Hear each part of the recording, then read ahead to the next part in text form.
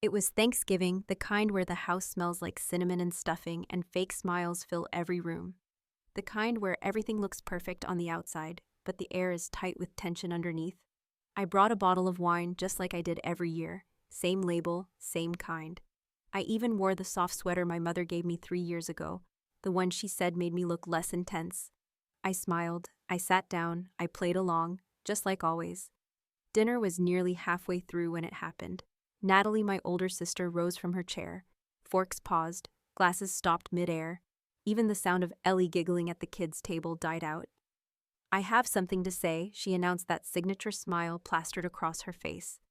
The one she wore whenever she was about to twist a knife and pretend it was an accident. I should have known. That tone in her voice, it was rehearsed, practiced. The same one she used when she told my parents I'd skipped school in 10th grade. I hadn't, but it didn't matter. She always knew how to sell a story. She cleared her throat and turned slightly, addressing the table like a pageant host. We had a family vote, she said, eyes sparkling with false warmth. And we've decided. You're not family anymore. There was silence, the kind that lands heavy and impossible. For half a second I thought I misheard. Then I saw Laura, my cousin, clap like she was at a show. My uncle raised his wine glass. Even my mother laughed and said, well, someone had to say it. And the worst part? No one looked surprised. I stared at the mashed potatoes on my plate, cold now, heavy. My hands were shaking, but I kept them in my lap. Dad didn't even lift his eyes. He just sipped his beer and mumbled, it's probably for the best. I blinked, once, twice, then I smiled. You guys actually rehearsed this, I said calmly, pushing my chair back just a little. Natalie smirked. You've been toxic for years. We're just finally done pretending. You're not family, my mother added, spooning cranberry sauce like she was commenting on the weather. It's unanimous. I looked around the table. All the faces I'd grown up seeing. Not a single one looked conflicted. No one spoke up. Good, I nodded slowly, reached into my bag, and pulled out the folder. I figured this might happen, I said, placing it in the center of the table. The sound it made, thick, heavy, final, cut through the laughter like a blade. Natalie narrowed her eyes. What is that? I leaned back in my chair, folded my arms. Why don't you find out? She grabbed it, opened the cover like she was about to prove me wrong, and then her face changed. Her eyes stopped. Her jaw tightened. She flipped one page, then another, and then she screamed. Not a loud gasp, not a shocked shriek, a scream. High, sharp, blood-curdling. She shoved the folder away like it burned her hands. Her chair tipped over behind her as she stood. You monster, she hissed. Everyone froze. Joel, her husband, picked up the folder and started reading. Then his expression collapsed. Is this real? He asked, barely a whisper. I nodded once. Every word, I said. Every receipt, every screenshot. The room went still. And that's when I knew this was never going to be a dinner. It was an ending. My name is Rachel. I'm 38 years old, no husband, no children, and apparently no family. At least not anymore. I work in finance, the kind of job that makes people assume I'm cold just because I don't overshare. I rent a clean, modest apartment. I have a rescue dog named Theo. And I keep my life quiet, mostly because loud people in my family always filled the space and never left any room for someone like me. I was never the golden child. That was always Natalie, 2 years older, louder, prettier in the conventional sense, and always performing. She was the one who brought home straight A's, got lead roles in school plays, dated football players, and could lie straight to your face while still looking like she cared. Me, I was the quiet one, the background, the one who cleaned up the messes no one saw. I moved out when I was 19, put myself through college with scholarships, worked nights, answering phones, and never asked for help. I built my life from the ground up, brick by brick, paycheck by paycheck. And for some reason, they hated me for it. Or maybe they didn't hate me. Maybe they just liked what I could give them more than who I was. Because over the years, I became their safety net. Their fallback, their she's fine, she doesn't have kids, she can help person. When Dad needed a new crown but didn't have dental insurance, I wired the money. When Mom said the heating bill was overdue and they were freezing in February, I sent the check. When Natalie's husband Joel lost his job and they were behind on rent, guess who got the call? I told myself I was doing it because it was the right thing, because we were family, because they needed me. But the truth is, helping became habit. then obligation, then expectation. And somewhere along the line, it stopped being generosity and turned into something else. Natalie called it support. Mom called it being part of the family. But it always came with the same tone, the tone that made it clear I wasn't giving because I cared. I was giving because I was supposed to. Because I didn't have a husband to feed or kids to raise, so what else was I going to do with all that money? I became the walking wallet. The family accountant. The emotionally distant but financially dependable sister. And no one ever really asked how I was doing. They didn't care that I worked 60-hour weeks.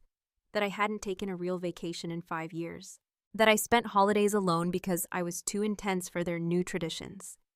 They didn't see me as a person. I was a resource, a tool, a solution, until I said no. The first time I said no was when Natalie asked me to co-sign a business loan. She wanted to open a wellness cafe. She had no business plan, no experience, and no savings, just an idea and a smile. I told her gently, calmly that I couldn't, that I wasn't comfortable risking my credit on something so vague. She didn't speak to me for 2 weeks. Then came the passive-aggressive posts online about toxic people and fake support. I saw them, I ignored them, but it didn't stop there. The silence spread. Mom stopped calling. Dad sent dry, one-word texts. No one invited me to Dad's birthday dinner. When I texted to ask what was going on, no one replied. And that's when I started keeping records. I opened a spreadsheet, I dug through my email, I saved screenshots. I didn't plan on using them, not at first. I just wanted to remind myself that I wasn't crazy, that I had in fact done enough, more than enough. In the last 6 years alone, I had sent over $82,000 to various family members, and not once did anyone offer to repay me. Not once did anyone say they couldn't take it. They just took, like I owed it to them, like I was less of a person if I stopped. And maybe for a while I believed that. Maybe I thought I had to earn my place, to prove I was still family even if I didn't come with a husband and a holiday card and a casserole. But that night at Thanksgiving, when they smiled and clapped while cutting me out, I realized they never saw me as family. Not really. They saw me as a solution. And I decided it was time they saw the truth. The shift didn't happen all at once. It was slow, like watching mold spread across something you thought was still good. At first it was small things, comments at dinner that felt more like stabs than jokes. Must be nice to afford wine that doesn't come in a box. Of course you're early, no kids to wrangle. I wish I could bury myself in work and avoid my husband too. I laughed at them back then, or at least I tried. I didn't want to make waves. I didn't want to be accused of taking things too seriously. That was always their defense when I finally spoke up. God, Rachel, it was a joke. Lighten up. But the jokes stopped being funny, and the digs started cutting deeper. You're just bitter because no one wants you. You don't understand real stress. You don't have a real life. You're so cold. Maybe that's why you're still alone. Still, I helped. I paid Mom's credit card off again because she said the interest was eating her alive. I sent Natalie money when she said Joel was in therapy and insurance wouldn't cover it. I covered Ellie's school supplies for a semester because they couldn't ask the school for another handout. No one ever called just to talk. No one asked me how I was doing. The only time my phone lit up with their names was when they needed something. And I kept saying yes, not because I was a doormat, but because saying no made me feel like I was turning my back on people who were supposed to matter. Until one day I said no, and everything shattered. Natalie had texted me about a small business loan. She and Joel wanted to open a holistic cafe with yoga rooms and infused teas. I asked to see a business plan. She didn't have one. I asked what her capital contribution would be. She said the vibe. I told her no, kindly but firmly. I didn't get a response. Not for a day, not for a week. Then she blocked me on everything. Instagram, Facebook, even WhatsApp. The next time I saw her post was a photo of her and Joel holding green juice with the caption, "Surround yourself with people who believe in your vision." Below it, one of her friends had commented, "Glad you cut that dead weight." Natalie replied, "We're better off without her energy." She didn't realize I could still see it. I took a screenshot and saved it, just in case. Then I noticed something else. Mom stopped texting. Dad's messages turned into K and sure. No one told me about the family BBQ in September. I found out from a photo someone else posted. And I realized they were icing me out slowly, deliberately. Not because I had done something wrong, but because I had finally drawn a line. So I kept records, not out of spite, not out of revenge, but for clarity. Because when you've been gaslit for years, you start to lose track of what's real. I pulled up bank transfers, emails, text threads, receipts. I created a folder organized by year, detailing every dollar I'd sent and why. Joel's rehab, $8,000. Natalie's dental work emergency, she said $2,300. Turns out it was cosmetic veneers. Dad's back surgery, $1,500. Mom's credit card emergency, $12,000. Laura's college move-in, $4,500. A mysterious family emergency in 2019 that turned out to be a trip to Cabo, another $6,000. It added up, $78,000 and change. And that was just what I could prove. It didn't include groceries I'd dropped off, bills I'd quietly paid, or the time I flew home early from a conference because Mom said she might need surgery. She didn't. She just felt off and wanted me to be there. When I gently confronted her about it later, she said, "You're single. It's not like you had anything more important to do." That night I cried not because of what she said, but because I believed her. That maybe my time really wasn't worth as much. That maybe love meant sacrificing no matter what. The next time Natalie reached out was 3 months after the loan refusal. No apology, no warm-up, just a text. "So are you coming to Thanksgiving or not?" I almost didn't reply. But I did. Yes. No exclamation mark. No heart emoji. Just yes. And in the weeks that followed, I could feel something shifting. Like they were planning something, coordinating. I'd been around Natalie long enough to recognize the signs. When she gets quiet, she's orchestrating something. And sure enough, that night when she stood up with her little announcement and that smug smile, I knew I'd been right. I wasn't family to them anymore. I was a failed investment. A useless card. They'd drained the well and now they were done pretending. But what they didn't know was that I had been preparing too. And that folder I pulled out, it wasn't a weapon. It was a mirror. One that would finally show them who they really were. Natalie screamed like something had crawled out of that folder and sunk its teeth into her skin. The kind of scream that doesn't just come from shock, it comes from exposure, from panic, from the terrifying realization that your mask has slipped and there's no time to put it back on. She slammed the folder shut and shoved it toward Joel like it was cursed. Her chair crashed behind her as she stood, fist clenched, jaw tight. "You monster," she hissed, voice trembling. Joel blinked, confused. He picked up the folder and began flipping through the pages. It didn't take long. His face paled. His eyes stopped at one page and locked there. Then he looked up at me and asked, "Is this real?" I didn't blink. I just nodded once. "Every word," I said. "Every receipt, every transfer, every screenshot." The entire table went still. Not quiet still. As if everyone forgot how to breathe. You could have heard the fridge humming in the next room. My mother's mouth was slightly open like she wanted to speak, but couldn't form a single word. My father leaned back in his chair, the tip of his beer bottle resting just beneath his lip, frozen mid-sip. I stood up slowly, not in anger, not in triumph, but in finality. "You were so sure I wouldn't fight back," I said, my voice steady. "So sure I'd stay the quiet one, the helpful one, the one who writes the check and disappears before dinner." I looked directly at Natalie, who was still shaking.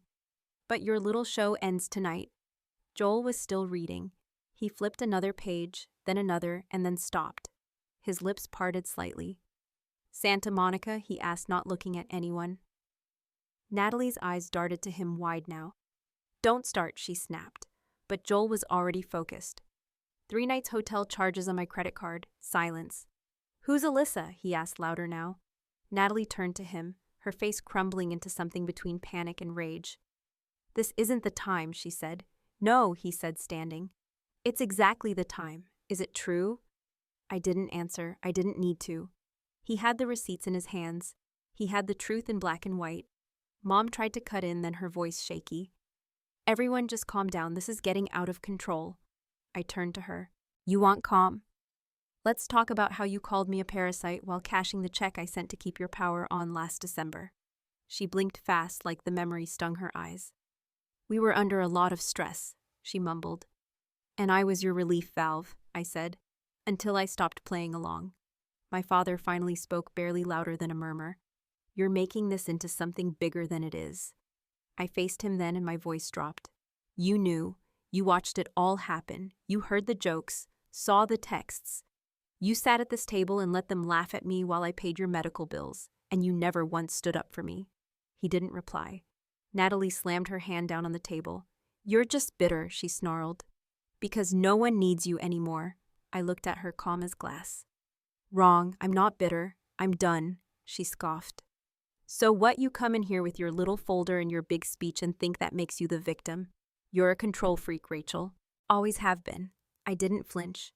"And you only loved me when I was useful, when I paid, when I fixed your messes. That's not love, that's leverage." She pointed at me, shaking. "You chose to help. You didn't have to." "You're right," I said, stepping forward. "I didn't, but I did again and again. Until it wasn't help anymore, it was duty. And when I finally stopped, you voted me out." My voice cracked, not from sadness, but from the weight of unspoken truth. "You didn't want a sister. You wanted a wallet with legs." Joel slowly lowered the folder, eyes empty. "Is all of this true?" he asked Natalie. "All of it." She opened her mouth, but nothing came out. No deflection, no denial, just silence. That was when I reached into my coat pocket and pulled out a second envelope, tossed it on the table like it meant nothing. "What now?" my dad muttered. Joel caught it and opened it before it slid off the table. He read the top page, his eyebrows lifted. "What is this?" he asked. I didn't hesitate. "Revoked power of attorney, revoked emergency contact forms, medical proxy, removed from every legal document. I'm no longer responsible for any of you, not financially, not emotionally, not legally." My mother gasped. "You can't be serious." I turned to her. "I am." Her voice broke. "We made mistakes, but we're still your family." "No," I said. "You're not." I picked up my coat, looked at them one last time. My mother, eyes glassy, my father slumped, Joel stunned, Natalie shattered. And then I walked out the front door without a single word more, into the cold night air, into the stillness. For the first time in years, I wasn't weighed down by guilt or expectation or shame. I wasn't needed. I wasn't wanted. I was finally fully free. I didn't drive straight home that night. Instead, I pulled off the highway and parked by the lake my father used to take me to as a child. I sat in silence, staring at the black surface of the water, watching it ripple without sound. It was the first time in a long time that no one was waiting on me. No one needed a ride alone, a signature. No one was calling to remind me of what I owed them under the disguise of family. It was just me and the silence. And instead of feeling lonely, I felt something else, something rare. I felt peace. The next morning, my phone stayed quiet. So did the one after. On the third day, the messages started. First, a missed call from my mother, then a voicemail. "You really meant it, Rachel. We were angry, but we're still your family." I didn't reply. Then came Natalie's text. "You don't even realize what you've done. Joel's filing for divorce. Are you happy?" An hour later, another one. "Something is really wrong with you." And then from my father, "You went too far. We said things we regret, but what you did was nuclear. Your mother is a wreck. Come fix this." I stared at that one the longest. Come fix this. As if I'd broken something. As if the years I spent holding it all together meant nothing. I didn't respond. And the silence I gave them, God. It was louder than any word I could have said. I slept. Deep, uninterrupted sleep. I woke up early, went for walks, made coffee slowly like it mattered. I booked a dentist appointment I'd put off for 2 years. I went to a doctor. I even started seeing a therapist. Not because I was broken, but because for the first time, I wanted to take care of myself the way I'd always taken care of them. I updated my emergency contacts, removed my parents, changed my passwords, froze every joint account, blocked Natalie on every platform. It wasn't revenge, it was closure. A week after Thanksgiving, I got a text from Laura, my cousin. The same one who clapped when they voted me out. "I didn't know you paid for my tuition," she wrote. "I'm sorry, I followed the crowd. You were always the one who actually helped." I didn't answer, but I read it twice. Then a few days later, a message from Joel. I filed the papers. Everything in that folder checked out. She lied. She cheated. She manipulated. Not just you, me too. You did the right thing. I should have left sooner. I hadn't expected that. It landed harder than I thought it would. Not because I needed validation, but because it was proof I hadn't imagined it. That someone else saw it too. That I wasn't crazy, that I wasn't cruel, just finished. A few days after that, I applied for a job in a new city. Not because I needed to run away, but because I was finally free to go. No more guilt trips about staying close. No more comments about who will help us if you leave. I started reconnecting with friends I'd lost touch with, people I'd pushed away because I was always caught up in family emergencies. The wildest part. Some of them had seen my Reddit post. They messaged just to say we're proud of you. No one asked for money. No one tried to guilt me. They just offered support. Honest, simple, clean. One friend asked me if I regretted it, cutting them off, dropping the weight, saying no and meaning it. I paused, then said I only regret not doing it sooner. And for the first time in years, I meant it. With people like them, nothing ever ends cleanly. That became clear by Christmas. On December 22nd, I got a text from my mother. Just a picture. Their living room lit with warm lights, stockings on the mantle, a tree half decorated, and in the middle, a huge empty space where the gifts used to pile up. The caption read, "It doesn't feel the same without you. Ellie keeps asking why her aunt isn't coming." I stared at it for a long time. No apology, no ownership, just guilt wrapped in nostalgia. I didn't reply. The next day, Natalie called. I let it ring. Then came a text. "I know I messed up, but you don't have to punish everyone. Just come by for Ellie. She misses you." 2 minutes later, another message. "Also, Mom and Dad are behind on the mortgage. I know you don't care anymore, but the bank called. Thought you'd want to know." And there it was, the act, always hidden behind the softness, always cushioned in guilt, but always ending the same way, with a request. I blocked her number. On Christmas Eve, my father texted, "You made your point. We get it. But enough is enough. We need help. We're still your blood." That night, I sat in my apartment by the fireplace with a glass of wine. No tree, no noise, no one else, just me. The silence they always said would destroy me had become my sanctuary, and for the first time in my life, I was thankful for it. But it didn't stop. January came with another call from a number I didn't recognize.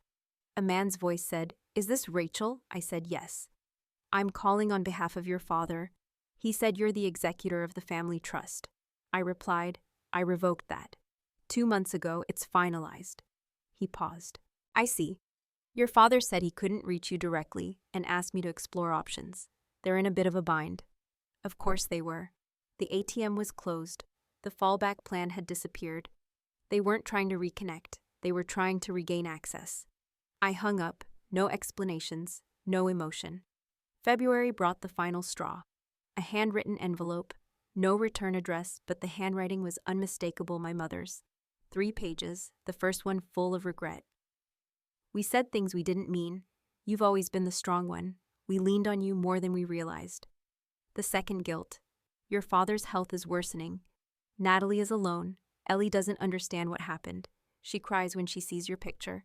The third page, manipulation, plain and clear. "We're selling the house, but we're underwater on the mortgage. Just a little help, one last time, then we'll never ask again. Please, Rachel, do it for your father, do it for the family." I held the letter in my hands and let the words sit. Let them press against every bruise they had spent years creating. Let them try one last time to resurrect the version of me that didn't say no, the one who helped first and asked questions never. And then I folded the letter, walked to the kitchen, and dropped it into the trash. Not out of rage, but clarity. They weren't asking for help. They were asking for access. They didn't want me, they wanted what I gave, what I used to represent. But that version of me, she's gone. I'm not the family accountant. I'm not the duct tape holding a broken home together. I'm not their scapegoat or their savior. I'm just Rachel, and that's enough. I got a new job, moved to a new city, a bigger place, clean slate. I started volunteering on weekends, not because anyone needed me, but because I wanted to. I made coffee slowly. I took my dog on long walks. I slept without checking my phone first. I smiled more. I flinched less. I stopped punishing myself for choosing peace. One day, a friend asked, "What does peace feel like?" I told her, "It feels like waking up and not waiting for the next disaster. It feels like being alone without being lonely. It feels like finally belonging to yourself." A few weeks later, another letter came. 3 words. No salutation, no signature, just, "We're still family." I read it once. No reaction, no tears, no anger, just nothing. I threw it away and made dinner. Because that chapter is closed. And maybe someday they'll understand, maybe not. But that's not my burden to carry. I told myself for years that love meant sacrifice, that to be good, I had to give everything. I don't believe that anymore. Now I believe love has to include me too. And if that makes me cold or selfish or distant in their eyes, so be it. I'd rather be alone with my peace than surrounded by people who only call me family when they need something. I didn't walk away from them. I walked back to myself. And for the first time, I didn't apologize for it. I didn't think anyone would care about my story. I originally posted it online because I needed to put it somewhere, anywhere, to get it out of my system. I didn't expect responses. I didn't expect strangers to see me more clearly than the people who raised me. But the messages came quietly at first, then steadily. You're not alone. You were brave. They don't deserve you. I didn't know how much I needed to hear that until I did. And then came the question, the one that always slips in. Eventually, what if they change? I've asked myself that too, on long walks and quiet mornings, during the rare moments I still feel that old ache tugging at the edges of my peace. What if they really mean it next time? What if this time the apology is real? The answer I've learned is simple. They didn't, after the folder, after the screaming, after the silence, after the letters and the voicemails, and the endless ways they tried to twist guilt into forgiveness. Nothing changed. Not really. They got quiet, then they got strategic. Then they got desperate. Then they got cruel again. But me, I got free. I go to bed at night without checking for messages that demand my time, my money, my patience. I wake up without dread. I cook food I want to eat, not what I think will please everyone else. I'm learning what my own voice sounds like when it isn't buried under obligation. I take care of my dog. I call friends back. I sit in the sunlight when it filters through the window, and I breathe. Not because I have to rush somewhere, but because I can. Sometimes I think about Ellie. I wonder what she's being told. I wonder what story they're feeding her about me. But then I remind myself one day she'll be old enough to ask her own questions, to wonder why her aunt vanished from every photo and message. And when that day comes, I hope she learns the truth that loving people doesn't mean letting them break you, that being family doesn't excuse harm, that boundaries are not betrayal, and most of all, that it's okay to walk away when staying means losing yourself. So here I am at the end of the story, and maybe the beginning of something else. Not survival, not endurance, just life, mine.